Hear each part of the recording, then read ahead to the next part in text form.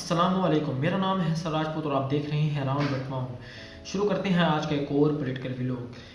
آج ہمارے پولیٹیکل ویلوگ کا جو مین ٹاپک ہے وہ ہے پرویز مشرف۔ ہاں، لیکن اس کے پازیٹیو اور نیگیٹو دونوں آسپیکٹس کے بارے میں جانیں گے۔ لیکن اگر آپ نے ہمارا چینل سبسکرائب نہیں کیا تو کائنڈلی سبسکرائب کر دیں اور بیل آئیکن کے بٹن کو بھی دبا دیں تاکہ ہمارے ہر آنے والی ویڈیو آپ تک پہلے پہنچ سکے۔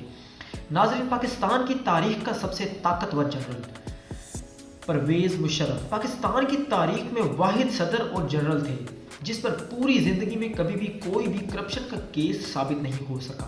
پرویز مشرف کے نام پاکستان میں کئی ساری بلڈنگز اور کئی ساری پراپرٹیز ہیں پڑی، اور پاکستان کے علاوہ بھی کئی ممالک میں عالیشان فلیٹس، بنگلے اور بہت ساری پراپرٹیز وغیرہ ہیں پڑی، مگر وہ سب انہوں نے اپنی محنت کی کمائی سے کمائی ہے، نہ کہ موجودہ دور کے جنرلز اور پولیٹیشنز کی طرح کرپشن کر کے۔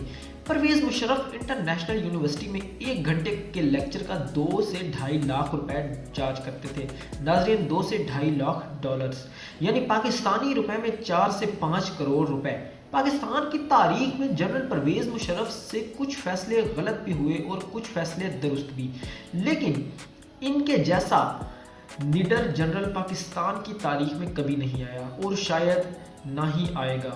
ایک دفعہ پاکستان کے 4 طیارے 4 مختلف مقامات سے اغوا کر لیے گئے اور CIA کو پتہ بھی نہیں چلا۔ اس پر جنرل پرویز مشرف نے CIA جیسے مضبوط ادارے کو کہا کہ تم لوگ کیا سو رہے تھے جب یہ سارا واقعہ ہوا؟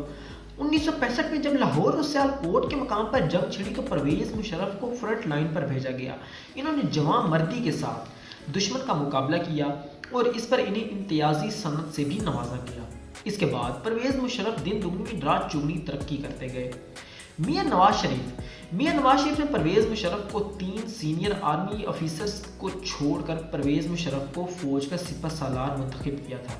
1996 میں جو کارگل وار شروع ہوئی تو پرویز مشرف اور میاں نواز شریف کے درمیان اختلافات پیدا ہو گئے۔ ان اختلافات کی وجہ نواز شریف تھے اور ان کے غلط فیصلے تھے۔ کارگل وار میں پاکستان لگ بھگ انڈیا کا گلا دبوچ ہی چکا تھا۔ پاکستان کے ٹینک واقعی 1965 میں دلی میں آگے نماز پڑھتے، یہ اس قسم کی ٹریچری ہمارے ساتھ ہوئی۔ بھگوان کا لاکھ شکر ہے پاکستان کا جس نے ہم کو لڑنا سکھایا۔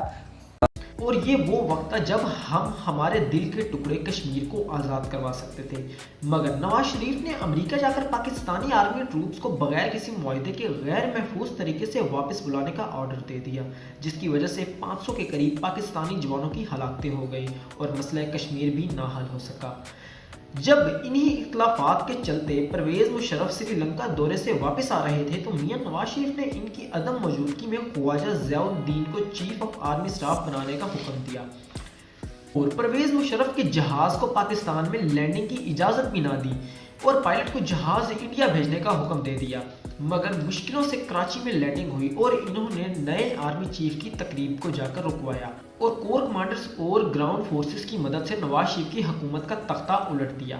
2001 میں پرویز مشرف پاکستان کے 10ویں صدر منتخب ہوئے۔ میاں نواز شریف کو طیارہ اغوا کیس میں جیل بھیج دیا گیا، مگر چونکہ ان کے سعودی کنگ کے ساتھ اچھے ریلیشنز تھے اس وجہ سے ڈیل کر کے وہ 10 سال کے لیے ملک سے بھاگ گئے۔ پرویز مشرف سے غلط فیصلے یہ ہوئے کہ ان کے اقتدار میں آتے ہی انہوں نے امریکن پریزیڈنٹ کی کال پر امریکی فوج کو افغانستان پر حملے کے لیے پاکستان کی ایئر بیس دے دی۔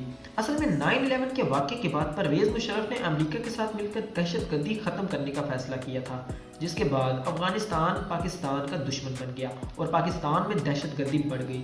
پرویز مشرف کا یہ فیصلہ انتہائی غلط ثابت ہوا۔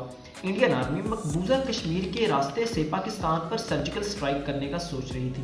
جب اس بات کا پتہ پرویز مشرف کو لگا تو انہوں نے پاکستان ایئر فورس کے چیف کو حکم دیا کہ انڈیا کے کچھ اہم شہر دہلی، کولکتہ، لکھنؤ جیسے شہروں کو ٹارگٹ کرو اور سٹرائک کرو، صبح گھس کر مارنا ہے انڈینز کو۔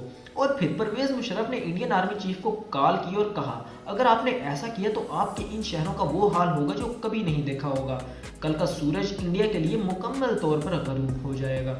اس بات پر بھارتی ہائی کمانڈ کی نیندیں حرام ہو گئیں اور انہوں نے اپنی فوجیں واپس بلا لیں۔ پرویز مشرف کوئی عام شخص نہیں بلکہ اپنے دور کا سب سے طاقتور اور خطرناک جنرل تھا، لیکن ایک نہ ایک دن سب کو تو جانا ہی ہے۔